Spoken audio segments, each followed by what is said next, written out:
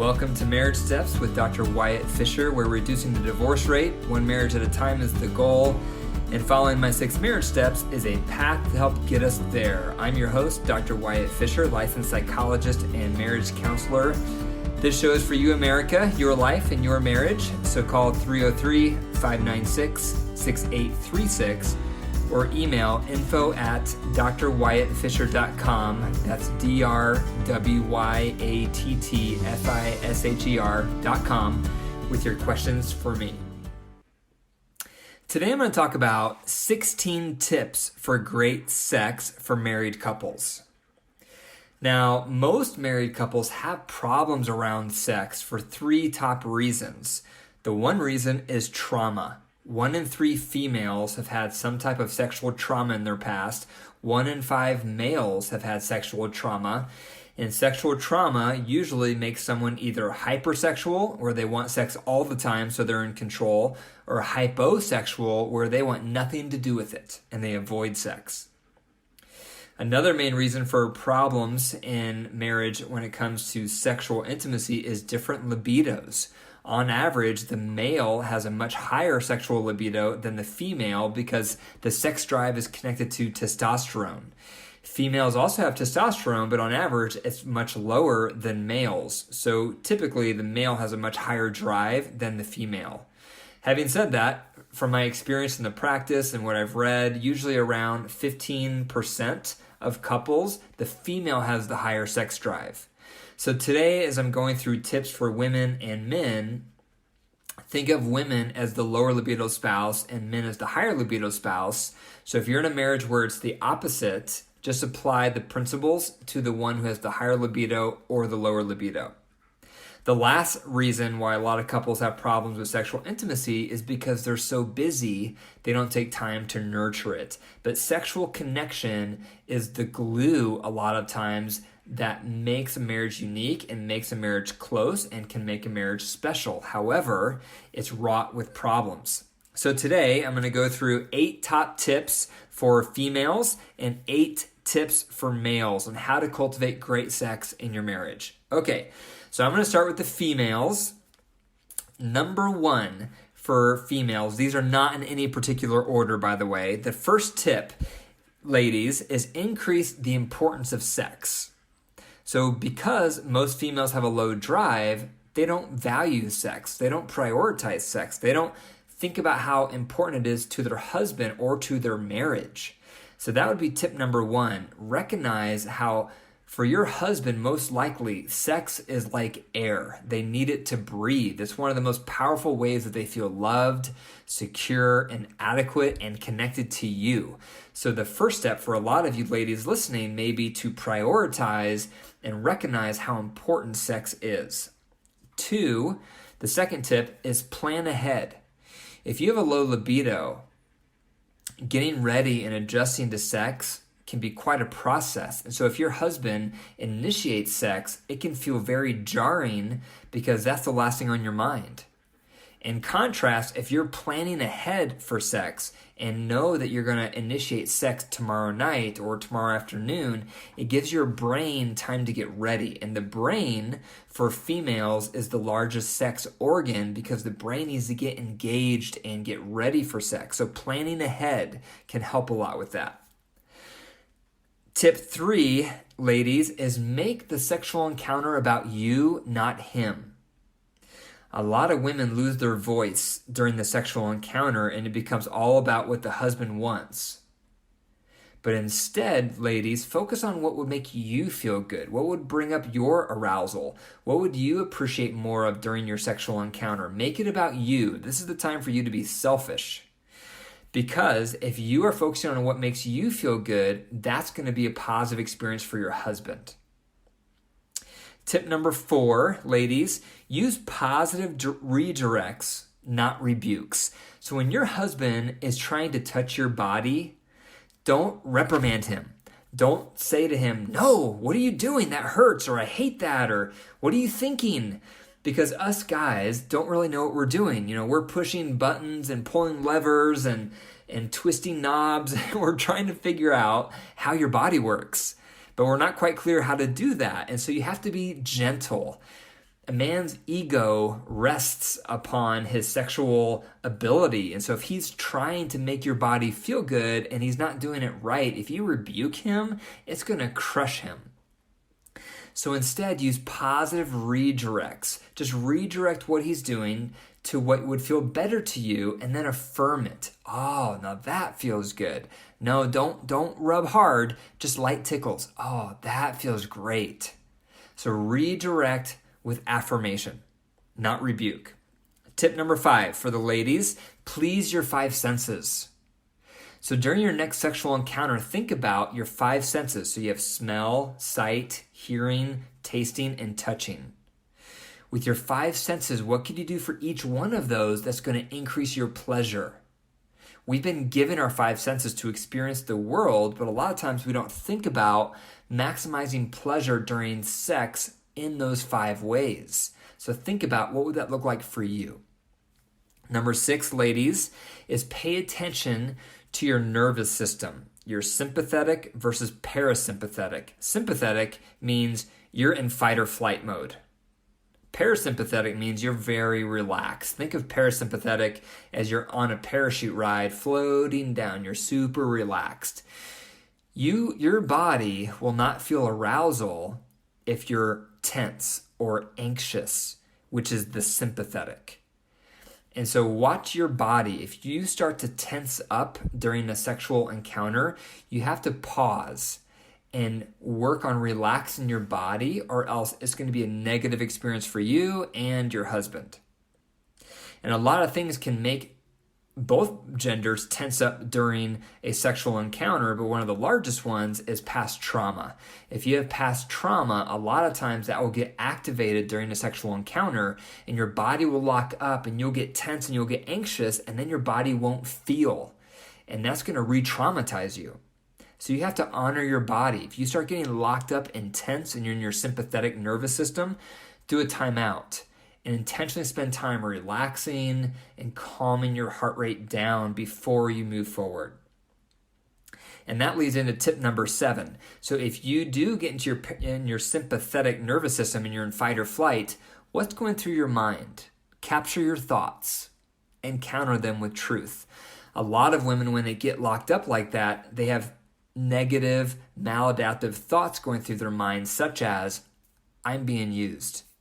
Sex is dirty. Sex and love do not go together, etc., etc.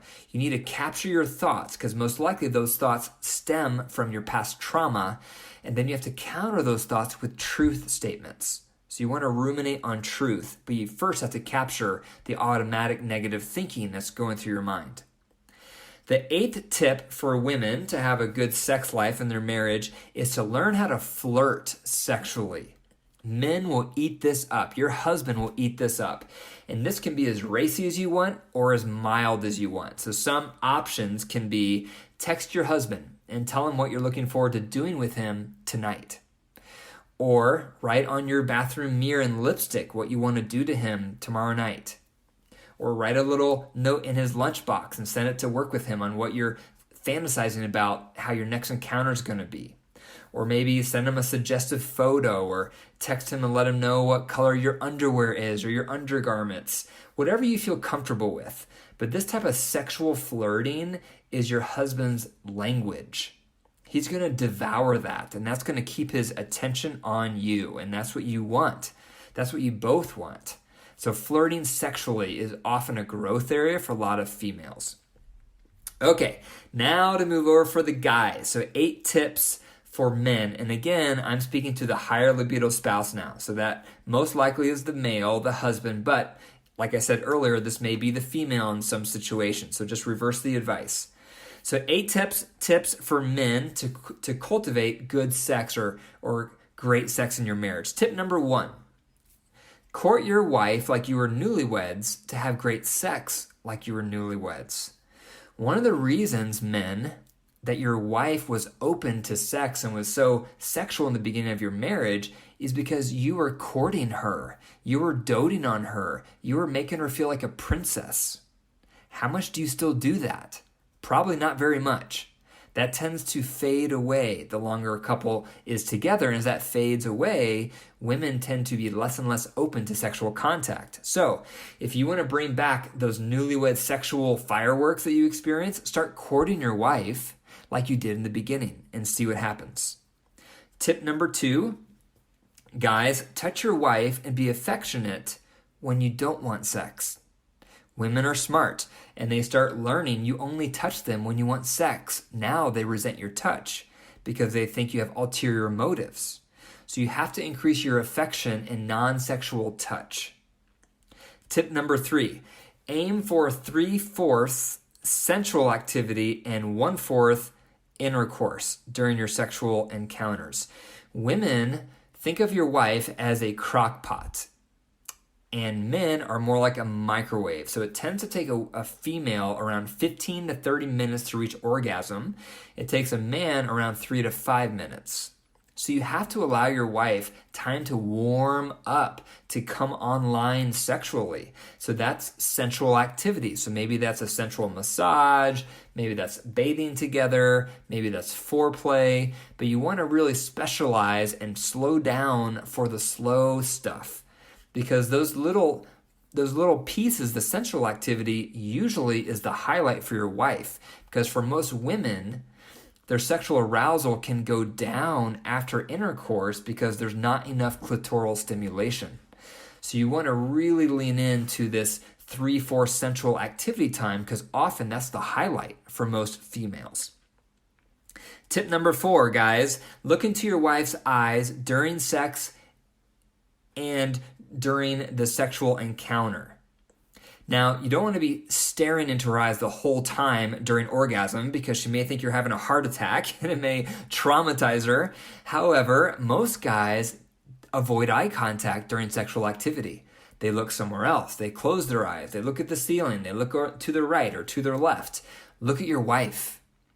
That's one of the best ways to integrate some emotional intimacy during the sexual intimacy.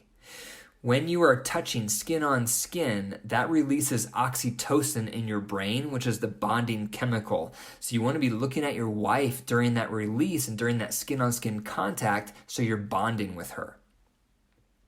Number 5, guys, the 5th tip is make a plan on frequency and then implement. So couples differ on this. And what I normally say to couples is you need a plan of sexual frequency unless you have the same libidos. So some couples have the same libido desire, and if that's you, more power to you, and you do not need a schedule for sex. However, most couples have different libidos. One has high, which is usually the guy, and the woman has the lower libido. And if that's you, consider creating a schedule. Some couples are very rigid, and they'll say, okay, we're going to do every Wednesday. It's hump day, perfect day. Or other couples will keep it a little loose with some structure, and they'll say, okay, how about the wife initiates one time Monday through Thursday, and the husband will initiate once Friday through Sunday. So that's a way to have some predictability, also with some spontaneity. But discuss with your wife what a schedule would look like that would honor both of you. Usually you're going to have to compromise with the frequency and meet in the middle. The next tip, number 6, guys, is to learn how to flirt emotionally for your wife. A lot of us guys are so physical and sexual driven that we go up to our wife and we start grabbing body parts and we grope here and we grope there. And most women hate that because then they feel like a piece of meat and they'll start slapping your hand away and tell you to get off. So instead of groping your wife, convert your sexual impulse into her language, something emotional.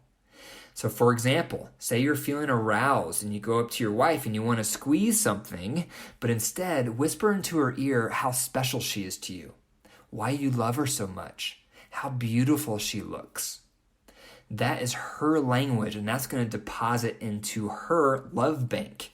And so learning to flirt emotionally is important. Number 7, guys, is no obligation sex is allowed.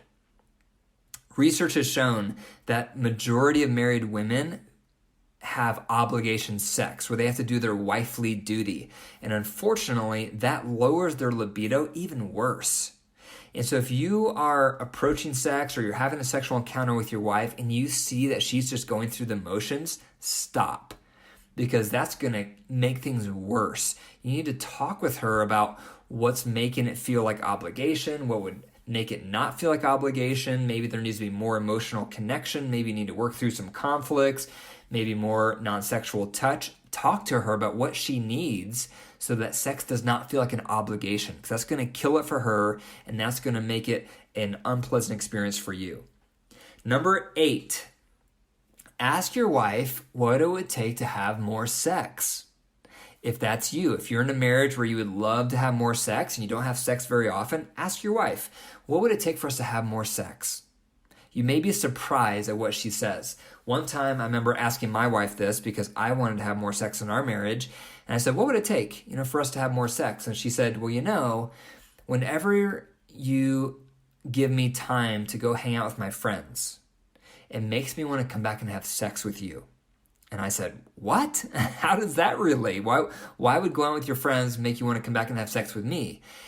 And she said, because when you let me go out with my friends, that's so important to me. I feel like you're serving me and you're giving me this time to fill my bucket.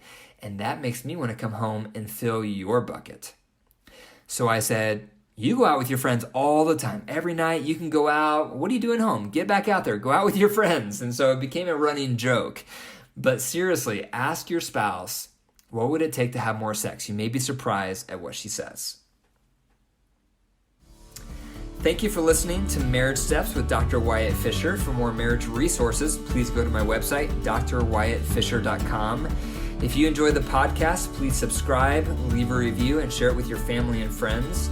And if you believe in my mission to reduce the divorce rate one marriage at a time, please consider becoming a monthly supporter by going to patreon.com/marriage steps. That's patreon.com/marriage steps.